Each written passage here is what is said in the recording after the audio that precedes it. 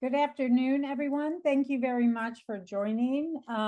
Jennifer and I, we're really pleased to have this opportunity to present on the 59 evidence-based practices and treatment that we've identified for individuals in the criminal legal system. As Braden indicated, this webinar is sponsored by NCHATS, but we also want to acknowledge a study that Jennifer and I are leading called the I Am Justice Behavioral Health Study. Many of you may have participated in that study since we've been sending surveys out for almost the last 5 years. And we've had lots of good people giving us information, which we use in different ways, and we'll explain that later. Next slide. So this study is funded by the National Institute of Mental Health. It includes NIMH is funding NCHATS, and it's also funding the I Am Justice Behavioral Health Study. What we're going to represent here is all of the opinions of the research team and not of the funding agency. Jennifer, do you want to transfer so I can do my own, or you want to keep moving? It doesn't matter to me. It's up to you. Okay. All right. So we start out with basically, let's talk about what is evidence-based policies and practices or treatments. So an evidence-based policy, practice, or treatment basically means that there is sufficient research evidence that a positive effect can occur by using whatever it is that's being tested. And what's important here is the concept of sufficient research evidence, which generally means that we're talking about more than one study. Generally, we're trying to look at the body of literature, and it's debatable what's considered to be sufficient, but we tend to use in the criminology field around 10 studies. That's a pretty high bar, I should admit. There's also the concept of evidence influenced, and that means that there is some clinical guidance and some research that can substantiate a positive effect. And what's important about the evidence informed or evidence influenced is that it really tries to integrate some of the clinical guidance along with some of the research studies themselves. So we're using these two core concepts as a way of defining what these 59 practices are. Next slide.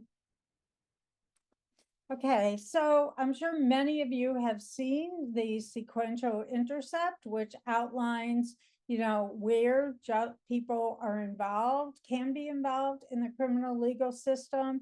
There are essentially, 6 intercepts. And there are different reaches that each one has in terms of the number of people that are involved. So for example, at the community level, which means pre-law enforcement and pre-arrest, you can have 911 calls where 240 million people make calls on average in a given year, or you can have police contacts which may or may not be arrests, and that's around 53 million. And what's important about the sequential intercept, which was developed by Policy Research Associates, is that it helps us visualize where in the process we can connect people with different types of care.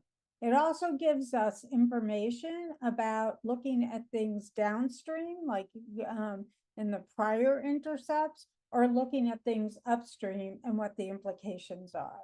Next slide.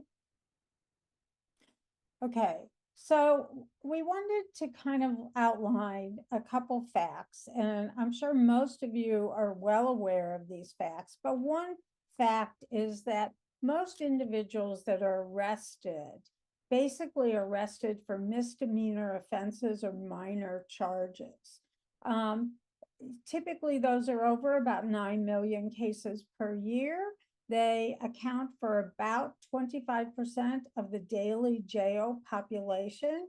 People tend to be in jail for up to 72 hours if they are in the pretrial phase. And, essentially, once someone is arrested, it kicks off the regular criminal legal system sort of issues. The cases have to have some court attention. Judges process these cases. Essentially, we found that the majority of people plea, and in doing so, therefore, they have a criminal record. And although it's become easier in prior years to start expunging records, these records can stay with people for life. Next slide.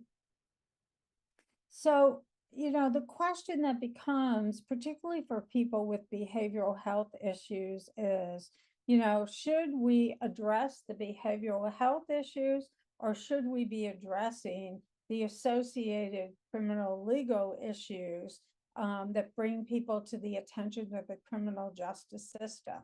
And there hasn't been that much research on the question about harms that are done using the criminal legal system, but there is beginning to emerge in the last 5 years more information how the criminal justice system involvement increases further involvement, that recycling makes it harder for people to participate in being employed, makes it harder for people to basically be productive.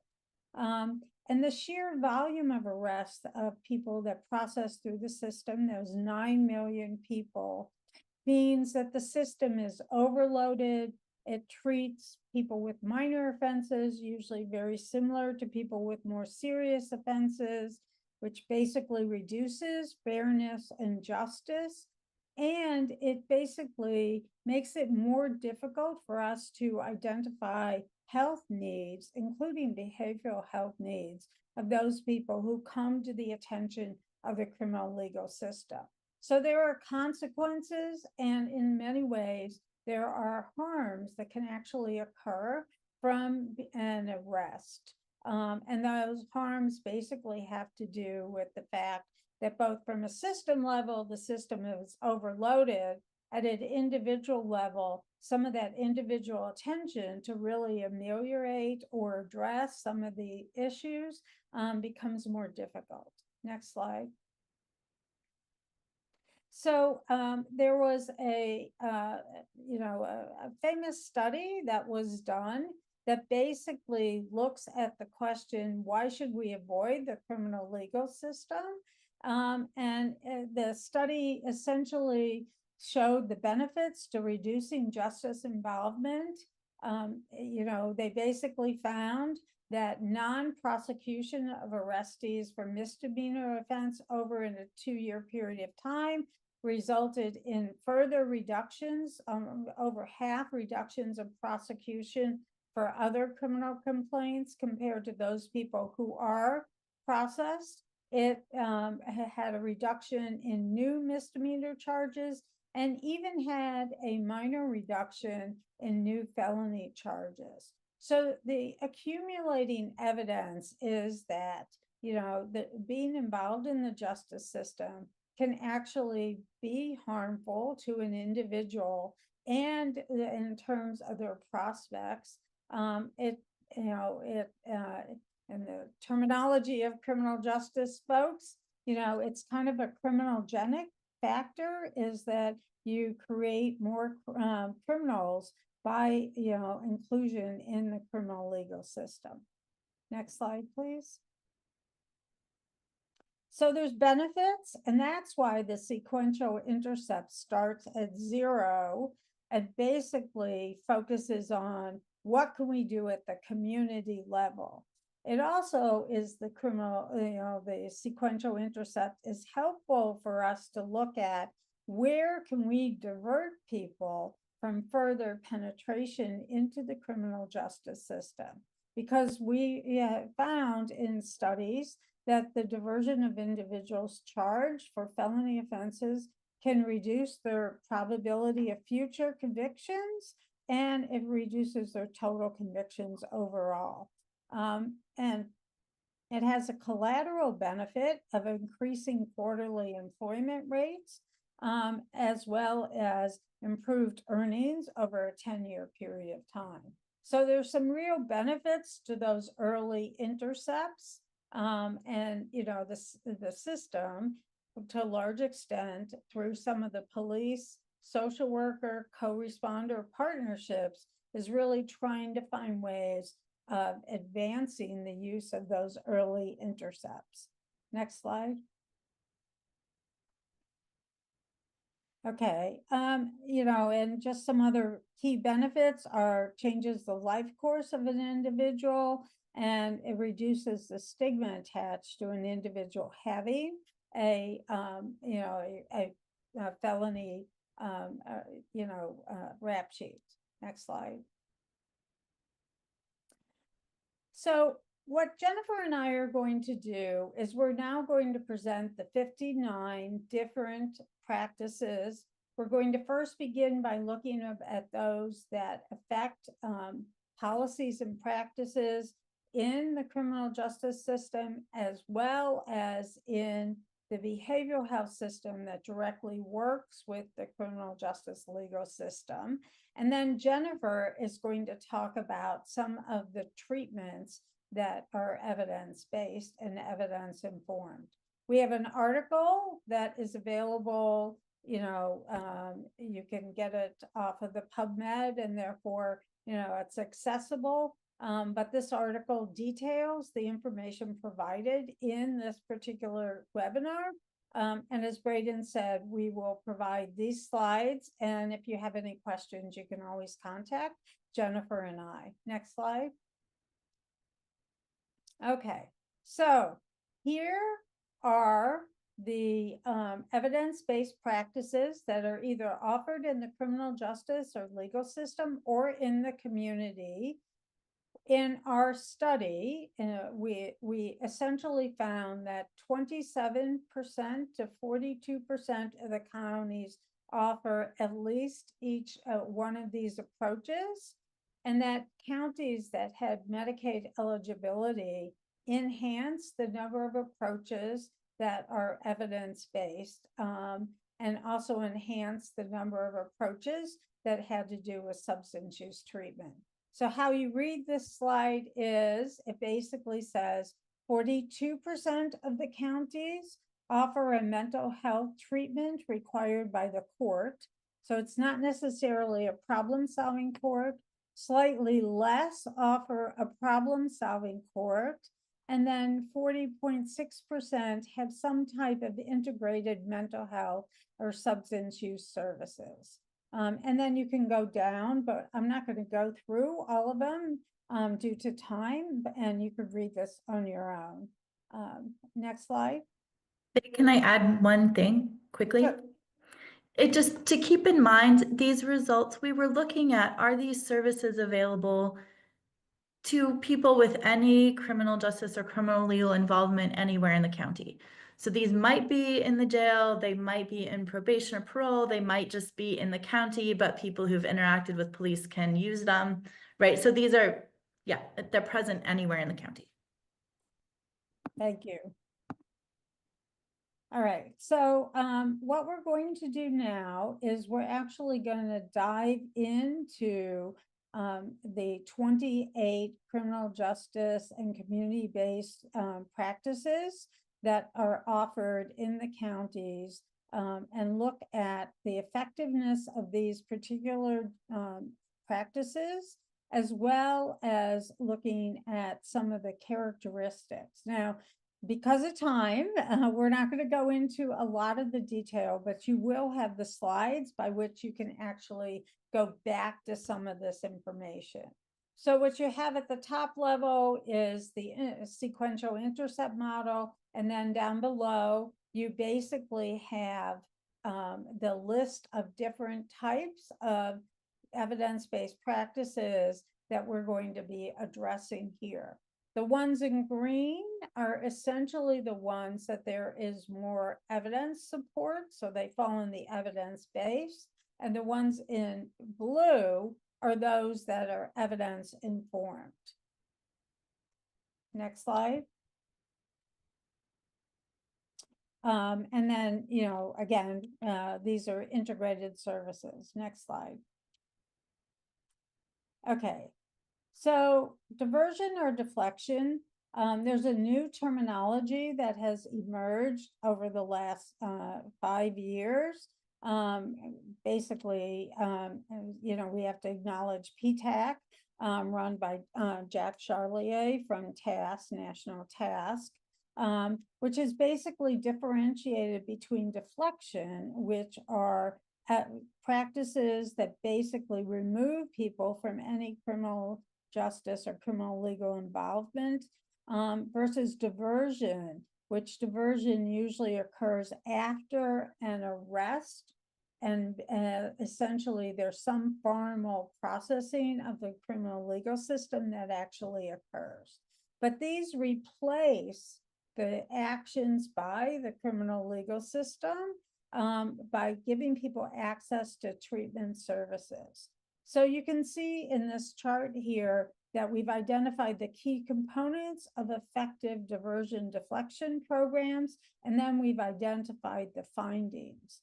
So what we know best is that deflection and diversion programs that provide clinical services, those programs are more likely to be effective, and they're more likely to increase access to clinical care so that people can initiate treatment and engage more in treatment. One study essentially found that where there was a reduction in overdoses and in property crimes, that particular study was not replicated. But there's a lot of potential benefits, as you can see by the findings: reduced involvement in the criminal legal system, increased employment, you know, better outcomes for minority members. And essentially, you know, this model provides a way of basically handling people with behavioral health issues, where you can avoid much interaction with the criminal legal system. Next slide. Mental health courts. So everyone's heard of problem-solving courts, which are specialized courts that attend to needs of individuals. These particular courts usually are, you know, about treatment, testing for drug use, and rewards and sanctions. They're usually involve a judge, and they're usually involved with a coordinator or personnel. There's, you know, the National All Rise now, instead of the National Association of Drug Court Professionals.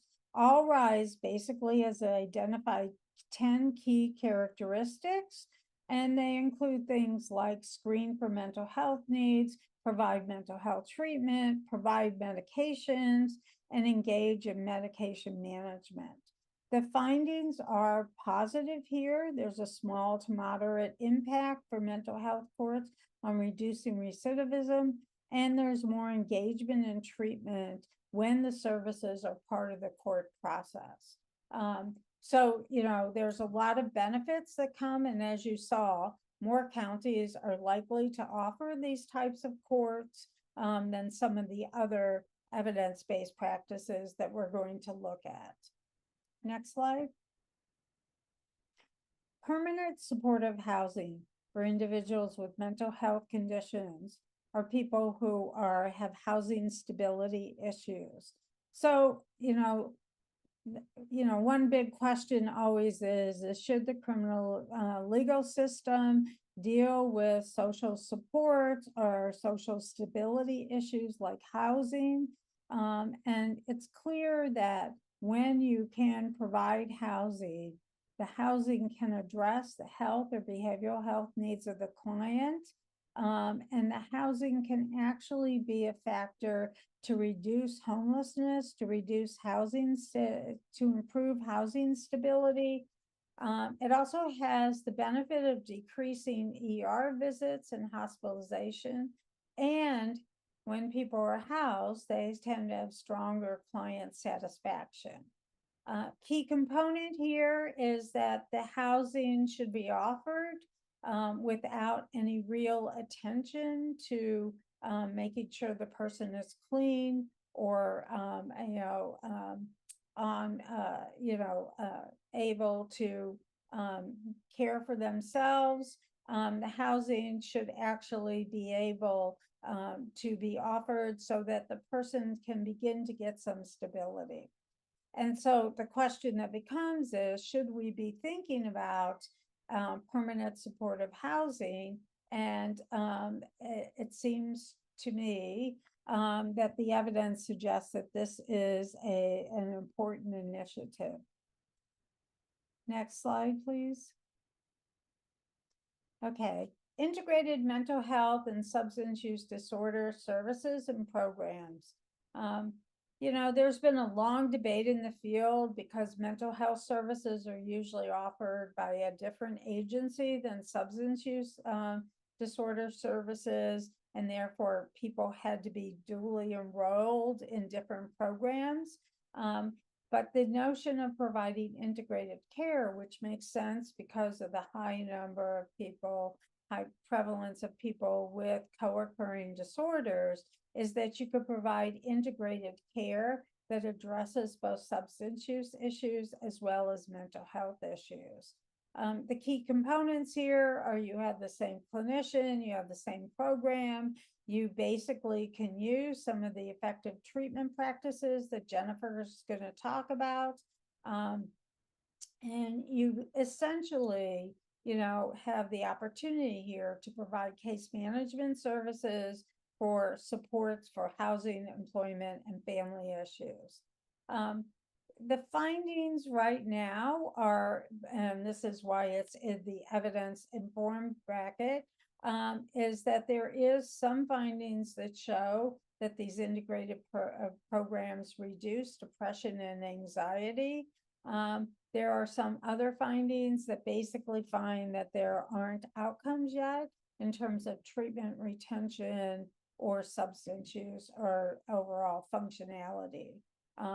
But the general gist of the literature is that if we want to reduce the burden of people having to manage multiple programs, that this is a model that's worth considering. Next slide, please. Assertive community treatment or forensic community treatment.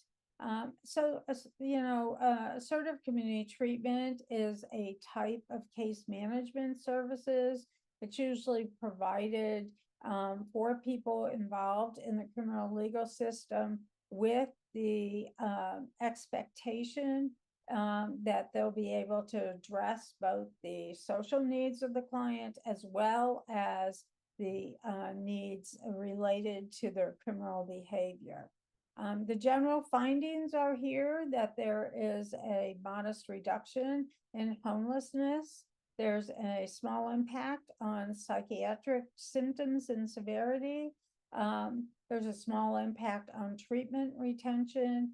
There doesn't seem to be any real impact on criminal justice outcomes. There's a variety of treatment components that can be part of assertive community treatment. And so, you can see the list here, and we'd refer you to a document by SAMHSA that looks at the different types of service delivery models. Next slide. Supported employment, sort of like supportive housing. The notion is that you really help people get and acquire jobs and maintain jobs. You put people in employment positions that also gives them assistance to manage the stress on the job, but also to deal with some of the social skills needed to function in the workplace. Essentially, these are positive findings where you have higher rates of competitive employment, fewer days that it takes to get to the first job, so people are able to get employment easier, longer retention, and higher wages. It increases the level of employment and the length of time of employment. So, what's important here is that the supportive employment can deal with the employment, but it also can deal with some of the other services that people often need, such as housing support, some of those soft skills that are necessary to be successful in life overall. Next slide. All right, so I wanted to bring your attention to a recent article that was produced by a number of colleagues led by Aaron Hogue at Columbia University. And it talks about linkage facilitators. So I'm sure many of you are well aware that peer navigators are useful supplements to case management services, to the criminal justice legal system, to mental health services, because they provide some of the supports that often are not available in the busy, processing that occurs in the criminal legal system, as well as the overwhelmingness of the people in mental health and substance use treatment services. So what Hogue and colleagues have done is given us a typology of what types of linkage facilitators there are. And they basically identify that they range considerably from licensed clinicians to certified peers to other peers. Now, why I think this is important for you to pay attention is because you can assess your system on what kind of peer supports are actually available and whether or not your peer supports, are designed to really deal with connectivity. So you'll see the second to the last row is about linkage connectivity, which is about integrated connectivity, putting people actually in programs and services versus other types of less direct connectivity, such as a warm handoff or a passive referral. So I provide this a conceptual framework because increasingly programs are using peer navigators, and there's lots of choices that you have to make in terms of what you're really looking for the navigator to do, as well as what are the choices in terms of what kind of outcomes. Next slide.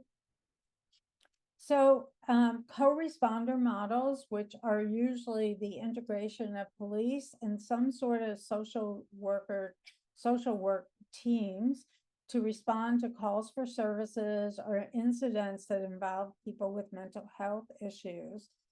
These co-responder models are increasingly using peer navigators after the initial incident to maintain contact with an individual and to be able to help with some of the follow-on care to reduce other instances of mental health crises. So there are a number of very positive benefits that can occur. There's behavioral health findings, which is giving people more access to care, providing more opportunities for follow-up, and decreasing hospitalization. There's also criminal justice findings that include decreased likelihood officers will use force or lethal force, better use of police officer time and reduction in citizen injuries, and improve police understanding of how to deal with these crises, and when an arrest is needed and when an arrest is not. So that's one aspect of the peer navigator linkage. Next slide. Another aspect is the mental health peer navigator system.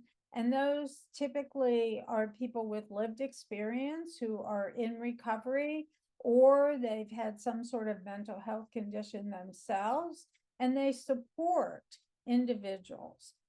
What's advantageous here is these can be certified, and therefore, people can get employment by having this type of in this type of position.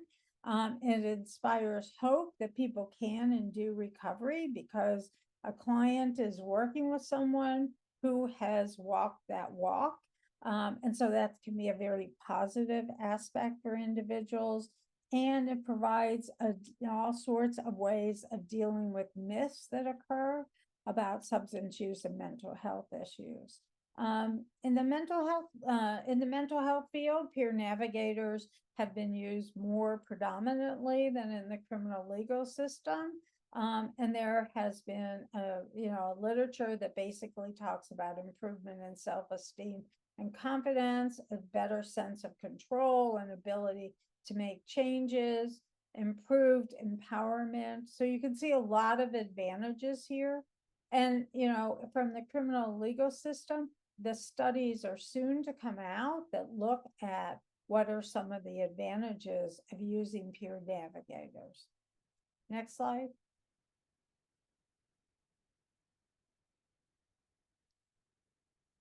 All right, to go along with the peer navigator system is essentially crisis call-in centers. So these are centers that basically people can call in to request services or to address crisis statuses. This is like 998 hotlines that exist for suicide prevention. They are also like services that are basically allow people to call to get access to mental health services. They can be independent or they can actually be part of emergency response systems. So far, we're learning more about these sort of crisis centers through the 988 initiatives that have occurred over the last couple years.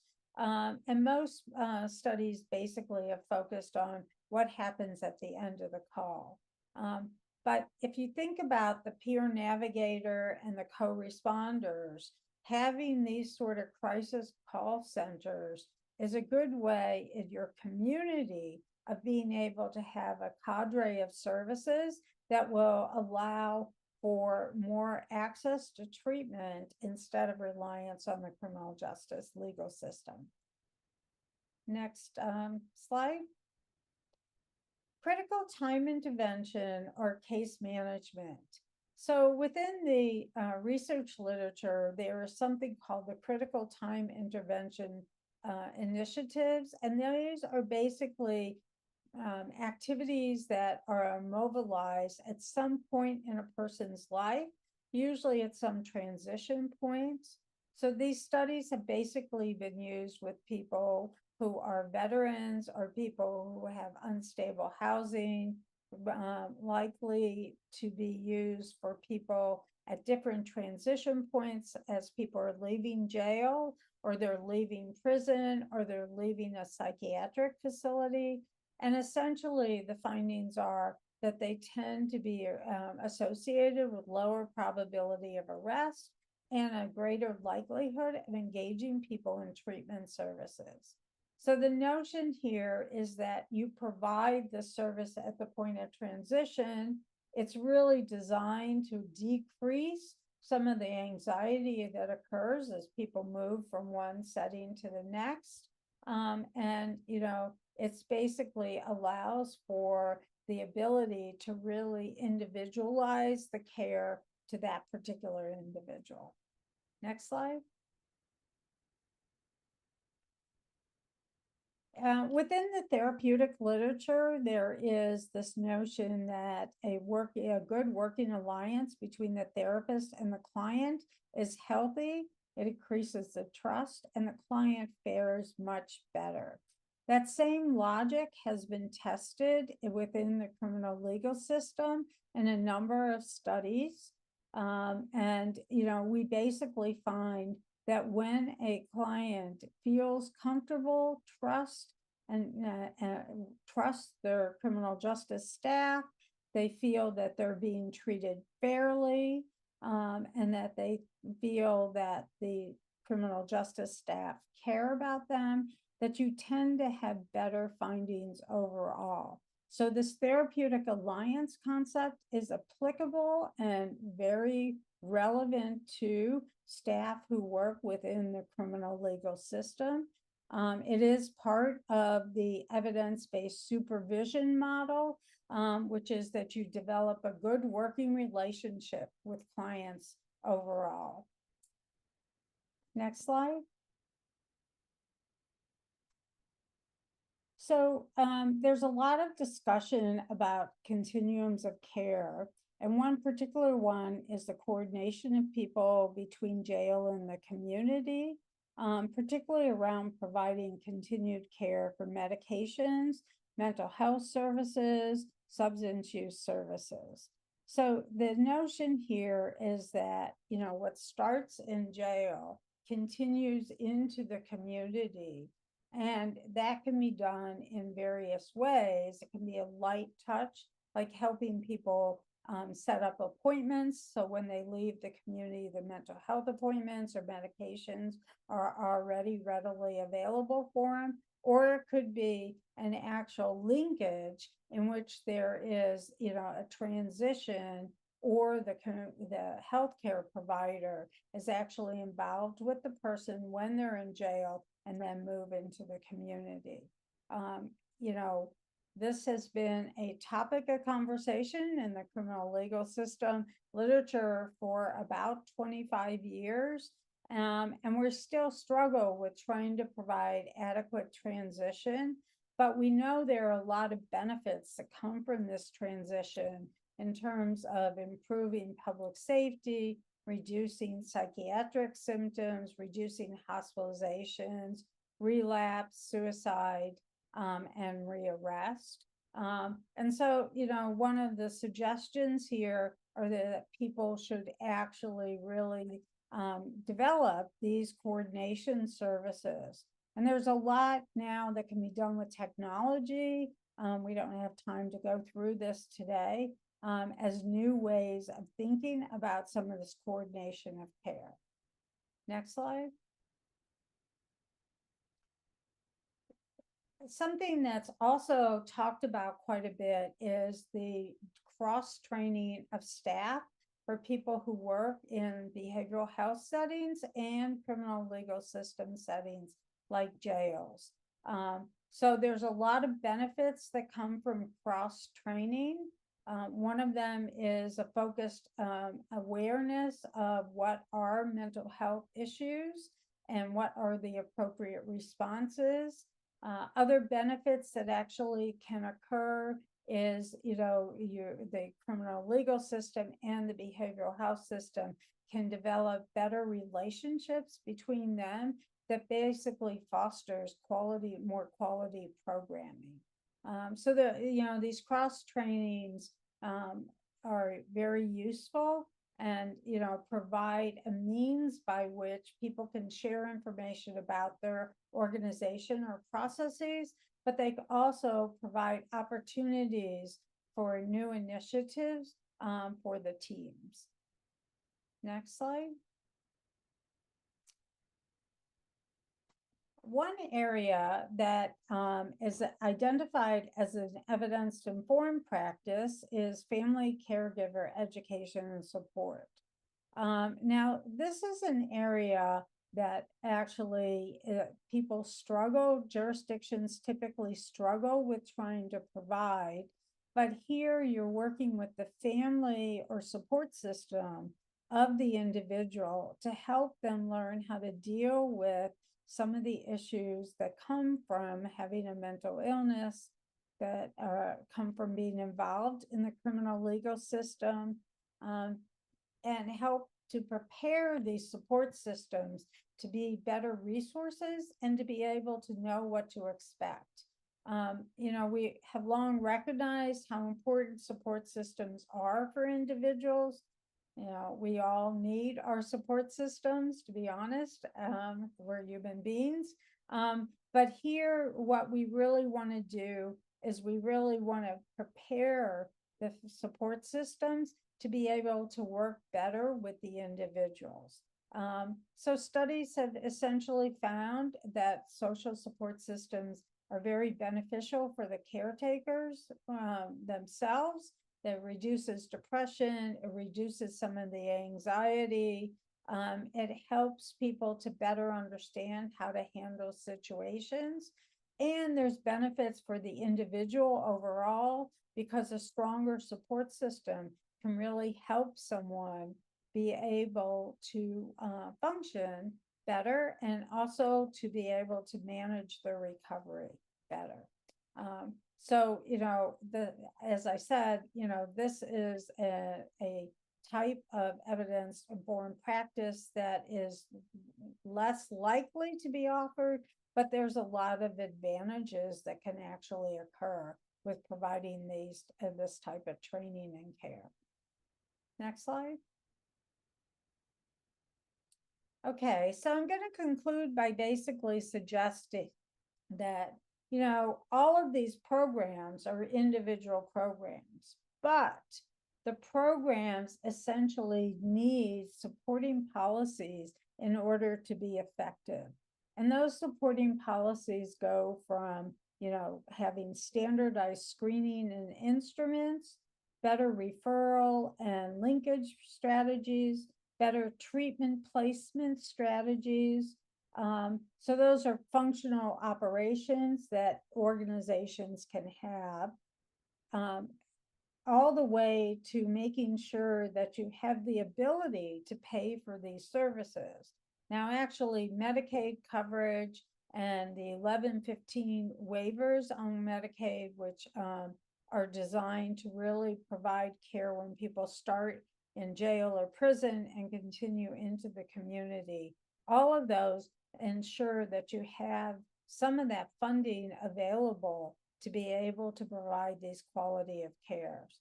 Another important supporting policy, though, is to have performance measures that you can look at how your system is functioning. And we like to refer people to the cascade of care, which basically serves to essentially help look at how well is your system doing in screening people, in referring people to services that need services, in helping people get to the door, initiating services, and then helping people stay engaged in care. And so those policies or performance measures are something that are very valuable. And finally, we need services that have to deal with moving people as their recovery or their stabilization occurs, where you can step down the level of care or step up the level of care if someone is in distress or needs more services. So you have to think about your supporting policies. Next slide. So Jennifer, I think this is where I turn it over to you. Yes, thank you so much. That was great, Faye. So I'll tell you about the evidence-based mental health treatments. I will try to be done by 2:15 so we can have some time for questions. Okay. And it was really interesting, I have to say, doing this project, because Faye's a criminologist, I'm a clinical psychologist. And so there are different levels of interventions, right? There are these system level interventions like diversion and deflection. And then I would call these evidence-based treatments, diagnosis-specific treatments that improve mental health. This is the slide that I'll go through. Each of these that I'll talk about was offered to people involved in criminal legal systems, either in the community or in custody, but in between 23 to 40% of counties. And I wanted to, and let me just go back, when we were looking through the literature to identify these practices and treatments that we're talking about, I was really looking at what is the evidence that they improve mental health, and many also improve criminal legal outcomes. But primarily we were looking at, do they improve mental health outcomes and substance use outcomes among people involved in criminal legal systems. So as a reminder, when we talk about that, we are talking about everything. We're talking about crisis lines, 911, law enforcement, pretrial jail detention, parole, probation, anywhere in the county. And as a matter of fact, as we're talking about this survey, we reached out in counties to the head of community mental health, head of substance use treatment for the county, jail administrator, and probation administrator to see, you know, is this service offered to anyone with any criminal legal involvement anywhere in your county? And then actually, I'll say one other thing that's come up. It's really interesting. So while we were doing these countywide surveys, we actually pulled existing public data for all counties, I believe. And our colleague published a paper and found that in any given county, the violent crime rate in the county did not predict per capita jail population. So divided by the population of the county, violent crime didn't predict how many people were in jail. But the factors that did predict how many people were in jail had to do with the presence and accessibility of mental health and substance use services in the community. So, you know, things like affordability of substance use, you know, amount of publicly funded mental health treatment available. And so while there are, you know, mental health is not related to many of the reasons people end up in jail, there is this group of people, and it's this, I would say probably a significant minority of people who end up in the jails, and maybe even more than that of people who are interacting with police who are doing that because their mental health and substance use is not well managed. And if it were better managed, they wouldn't be interacting with the system. Hence, you know, all these treatments I'm about to tell you about. Okay, so interventions to address suicidal thoughts or behaviors. I'm going to talk about this. So let me tell you a story. So you might wonder, you know, what does suicide have to do with the system? So one of the people that was in one of our projects, he was trying to rebuild his life. He something happened at work and he got laid off from his job. He began to get despondent for his future. He was worried about losing his relationship with his son over this. He went home, he started drinking. As he started drinking, he started to get more anxious, more worried, and think more hopeless. And he decided to try to end his life by crashing his car on the highway and making it look like an accident. So he did that, and in the process, he was pulled over for drunk driving and arrested and taken to jail. And the police didn't know they were dealing with someone in the middle of an active suicide attempt. And again, you know, people end up in jail for many reasons, but it's been interesting in doing the suicide work. Our work found that 1 in 5 US adults who die by suicide in the US each year have spent at least one night in jail in the past year. And a lot of the things that suicidal people do to try to die, like overdose, like reckless driving, potentially even setting fire to buildings that they're in, are also illegal. And we've seen many cases of people ending up in jail when their intent was suicide. The other thing I'll say is the gold standard definition of a suicide attempt is anything one does with non-zero intent to die. So this sort of old concept of like a suicide gesture, or they didn't really mean it, or they couldn't have died from that, we don't do that anymore. If the person did something and thought that they could die from it and had some intent to die from it, we take that seriously as a suicide attempt and they need care. Okay. So safety planning intervention for suicidal thoughts and behaviors. My colleague Lauren Weinstock and I did a study of 800 people leaving pretrial jail detention. And again, like I said, this is 1 in 5 suicide deaths of adults anywhere in the US are in this group, right? And found that the safety planning intervention reduced suicide attempts over that year, the number of suicide attempts. And this is an intervention. It doesn't try to solve all your deepest problems, but what it does is help people think about their own triggers for what makes them feel suicidal, and what are steps they can take to distract themselves, to think about something else. Who could they potentially call? What crisis services could they call? How do they make their environment safer so that things that they could use to kill themselves aren't just sitting around on the table. And this is a very effective in general for suicide prevention, and is now shown to be effective for people involved in criminal justice and criminal legal systems.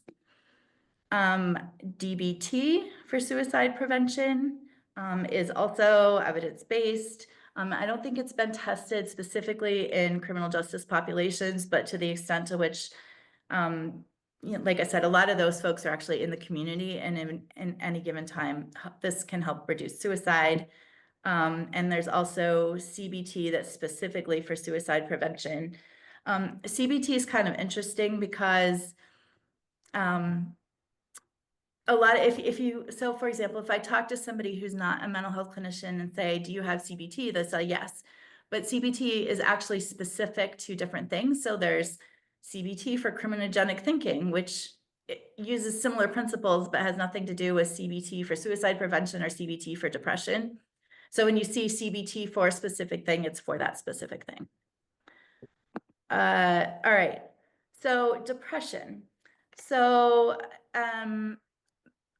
a lot of folks in, going through criminal legal systems have major depression.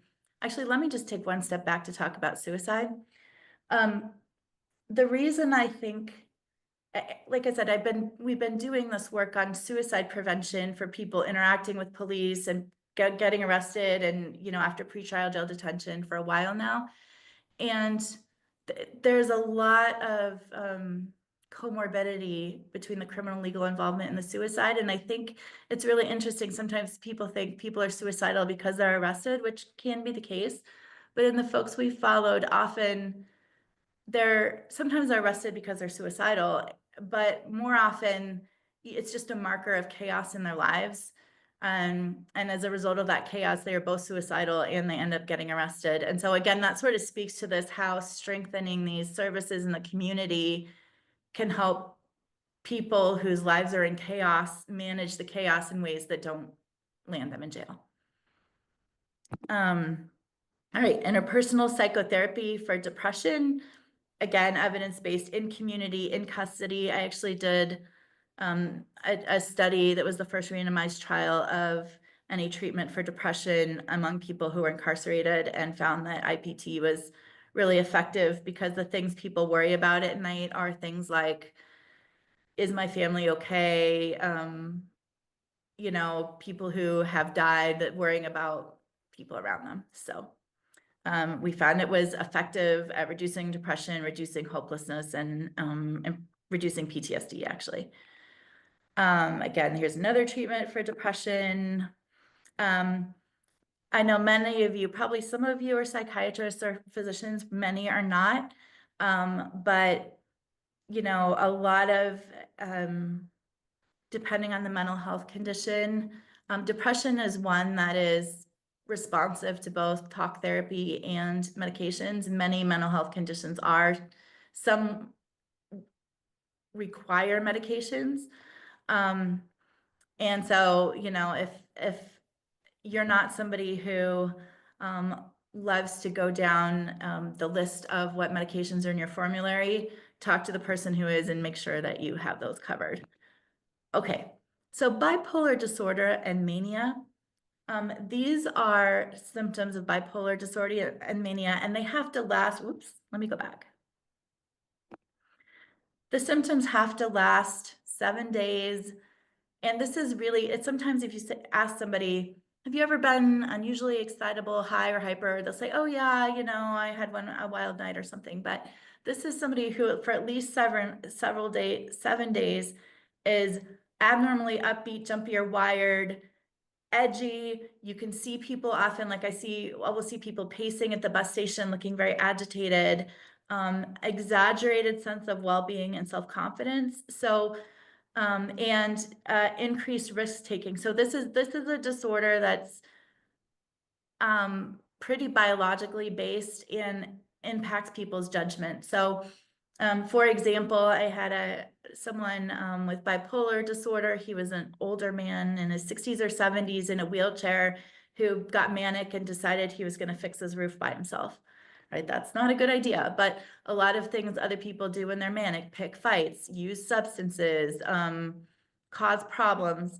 And not surprisingly, of people with bipolar disorder who get arrested, about 3/4 were manic when they got arrested, because this is a disorder that can make you pretty disruptive. So again, if it's better managed in the community, then we won't have people getting arrested because they're not well treated. Mood stabilizers, people who are manic need medication, full stop. There are psychological things that can also help, but they just have to have medication. Education about bipolar disorder and mania for both people and their family members are really important, because one of the things that happen when you're manic is that at the first it feels great. You feel really confident. You are enjoying the world. Everything gets larger. There's a wonderful book called The Unquiet Mind by Kay Jamison.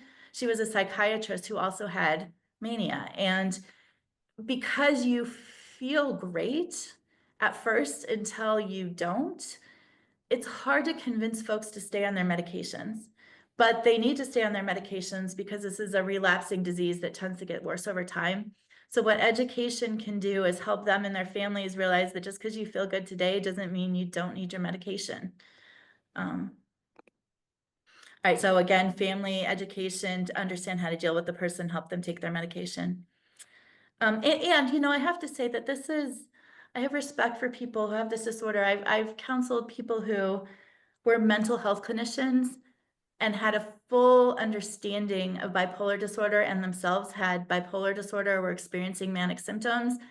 And yet, when you're not manic, you just don't think you need your medication, even though they sort of should have known. Like it's very slippery that way. Okay, treatments for schizophrenia or psychosis. This includes hallucinations, so hearing, seeing, feeling, or tasting things that others don't, or hearing voices whispering or talking, or delusions, which are an unshakable belief in things that aren't true, like extreme paranoia, thinking the CIA is after you and all that sort of thing. So again, this is another one where the first line of treatment is medication. There are also talk therapies that can help with that. I will list them, but these folks really need medications. And actually, let me go back. This is one where, interestingly, of the people we surveyed in counties, only 30% or something said that medications for psychosis were available to people with criminal justice involvement in their counties. I hope that we just asked the wrong people, because that's a standard of care issue. They really need medications. So there are CBT and talk therapies that can help with psychosis, but what they mainly help with is, for some people, the medications treat everything and they can function, but a lot of people have functional challenges. And what the talk therapies can do is help you live with the symptoms that you have despite the best medication, and to help you function. Family education about schizophrenia, psychosis is important for the same reason that it is for bipolar disorder, is to reduce distress, help people understand how to deal with their loved one who is acting in a way that they don't understand, to be on their medication. I have a close friend who has a son with psychosis, and thought that the right way to help him get better was by explaining to him how all his delusions weren't logical, but that's actually unhelpful. It upsets people more. So, you know, there are just some things about how you deal with a loved one or a family member or a friend who's having hallucinations and delusions that can help both them and you, and help sustain access to care. All right, social skills training for schizophrenia or psychosis. Again, this is around helping the person function in society, to be able to potentially keep a job, or you know, to manage doing the daily things in life that involve other people. This is a class of medications, like I said, that should 100% be available. This would be, for me, the first line of treatment. Ditto, here's another class of newer medications that have fewer side effects.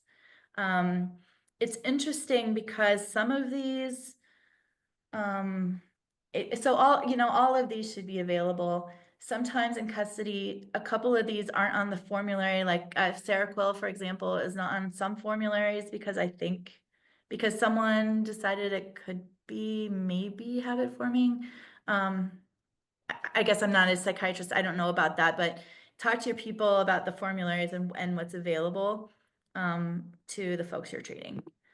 All right, borderline personality disorder.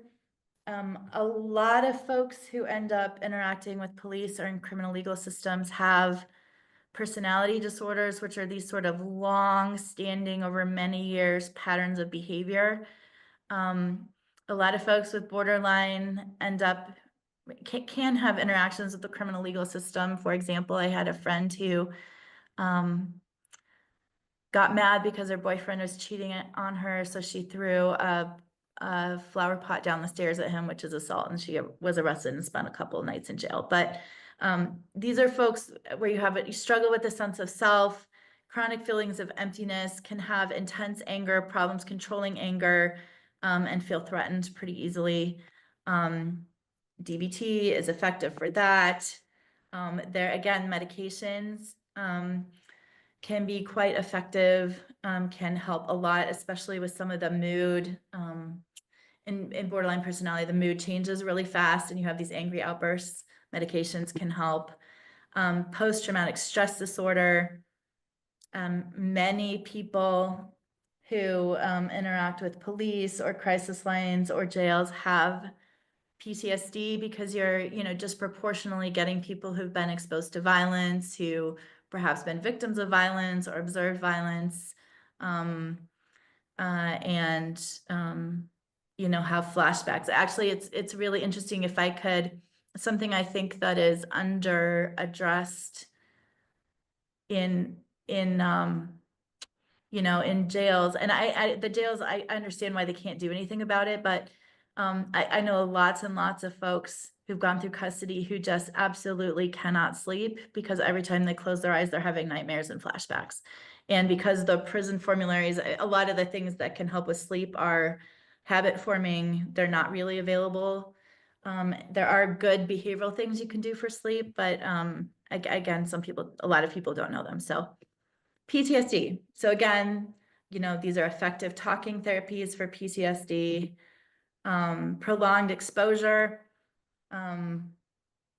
If you need to do this with a trained clinician, but actually just going over it over and over and over again, oddly and kind of counterintuitively, will get rid of the flashbacks.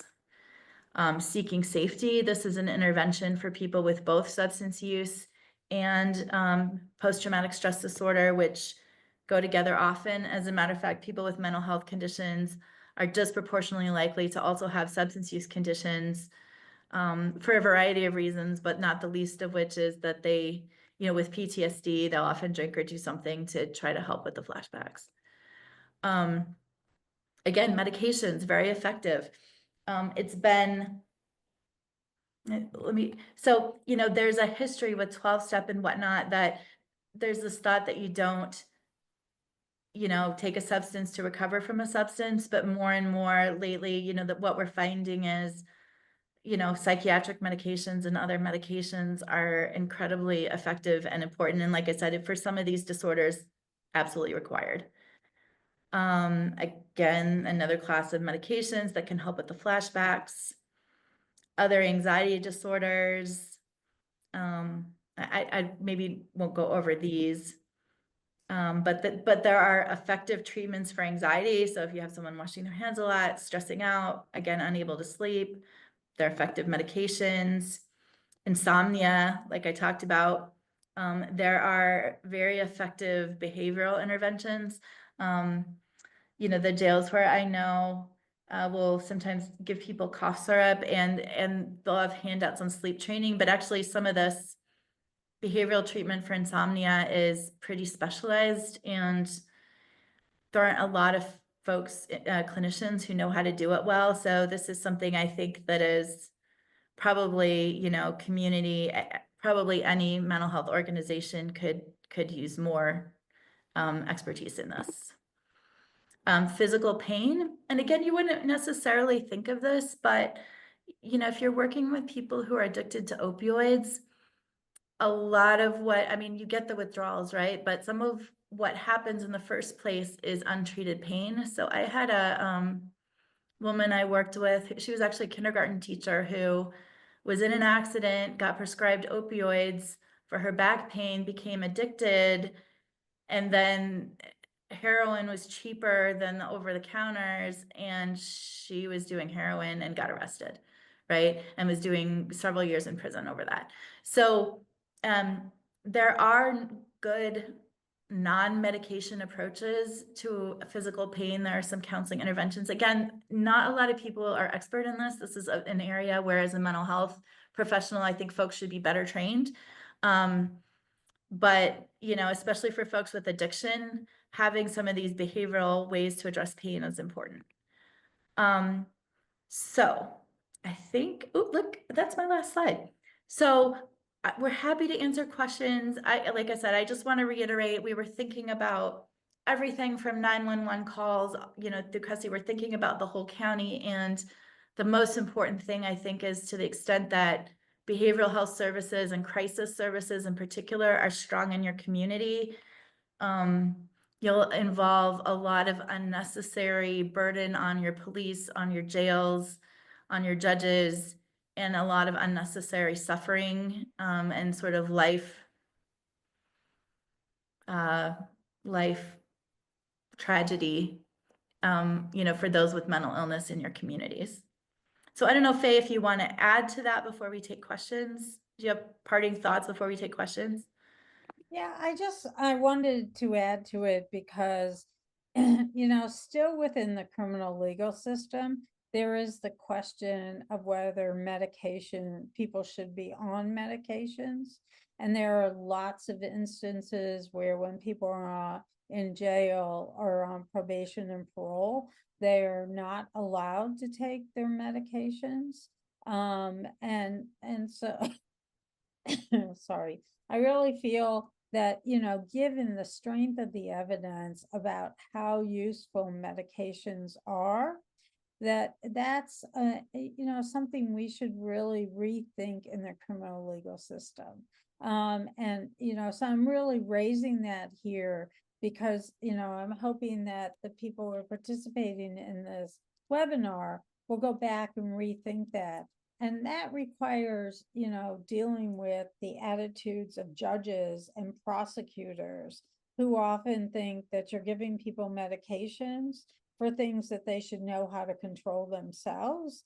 But, that's not necessarily the case for someone who has a brain disorder or someone who has an ailment. So so I want to raise that because it is a question about the policies that we have. We do have a couple questions in the chat box, which I can read, Jennifer, some you. And let me add to your comment. Yeah, you know, if a provider suggested that someone with mania or psychosis can't take medications, like that's almost malpractice. And some of these things, again, I'm not trying to say that everyone is sort of, that there aren't, you know, but for people who have mental health conditions, like I said, especially mania, some of those behaviors are not controllable because of the disorder, and they really have to be on medications, and to not allow that is just, I mean, you're just keeping the person sick. So Yeah. And part of it is the criminal justice legal system, is not the medical system. And so, there isn't the recognition of how medications can really help, even with talk therapy, right? Part of the medications is they calm the brain down so you don't have all these competing sort of issues. And so people can really focus in on what the talk therapy is about. But it is an issue that has to do with implementation, and these attitudes get in the way. All right, so one of the first questions, Jennifer, and I don't know the answer to this, is whether or not you're aware of any evidence-based practices for treatment services for people with IDD or DD in the criminal justice system, legal system? Yeah, that's a great question. As a matter of fact, I actually had that thought in the middle. So I would say, and they're so often comorbid, right? When I got to the county where I live now and I walked into the jail social worker and said, "Hey, I'm here to help," bless her heart, the first thing she did is start to cry. And then the thing she wanted help with when we offered to, have some medical student volunteers is just someone to sit in color with some of their people because they didn't understand what was going on, right? So definitely developmental disabilities. It's not an area in which I'm expert. I would say that all of these mental health interventions would also apply if the person has mental health disorders. I would say that a lot of the things, like the general practices that they brought up around supportive housing, supportive employment, services in the community, linkage to care would apply there. But you're right, it's a super vulnerable population who often has all of these things plus a developmental disability. But I guess my summary is everything we said would apply, and they may also need additional things. Yeah, and I would say, that we in, this area of developmental disabilities is really under researched, particularly for people in the criminal legal systems. And so, we don't really know, other than, there are estimates that people in prisons, about 25 to 30% have some sort of development disabilities. And, but we haven't done a good job of exploring it. So I'm really sorry, whoever asked the question. I don't think we can recommend anything. But and then let me add one other thing. Another thing is head injuries. Yes. There's a lot of head injuries, right? Which again can